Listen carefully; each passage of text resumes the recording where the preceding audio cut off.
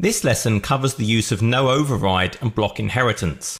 Previously, I talked about the application of group policy being the local policy applied first, then any policies applied to the site, then those linked to the domain, and then organizational units, remembering that group policy objects linked to the OU closest to the user if you have nested OUs are applied last and therefore take precedence. Now suppose I'm a domain administrator and I've granted delegation for certain OUs to some local people in that team. Maybe the marketing team can create their own group policy objects. But I want to make sure a setting I define at the domain, maybe it's a policy related to some compliance, I need to make sure they cannot change it by linking at the OU level. So what I can do is I can actually, on a group policy object, I can right click on the link and I can say enforced. So this is setting no override.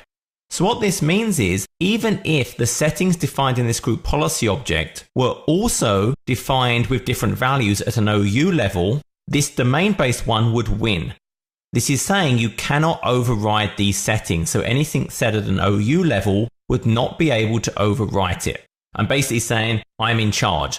Likewise, at an OU level, if there is a nested OU inside the parent OU, and I set something to no override or enforced at the parent OU level, those child OUs cannot override those values either.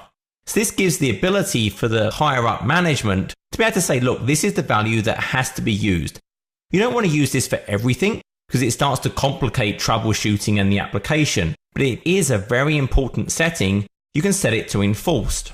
On the other side, it's actually possible to organizational units to do something called block inheritance. And what block inheritance says is, I don't want any group policy object that's linked at a parent level to be applied to me. So if I set this at this organizational unit, it would ignore any group policy objects that have been set before it, such as at the domain level. Or if it was a nested organizational unit and I set it on a child OU, it would ignore any group policy objects set at that parent OU or the domain. This would maybe be if you had a set of computers in an OU that maybe for testing or some high security, and you only wanted your group policy objects. So it would ignore everything set above it. So what if I have a group policy object linked to the domain level that's set to enforced or no override, and I say on this desktops, for example, block inheritance, the no override will win. So that higher level no override can break through any kind of block inheritance. So even if an OU administrator says, hey, I want a block inheritance, I don't want any group policy object set above me, if you flagged a linked group policy object as no override, i.e. enforced, it would still get applied.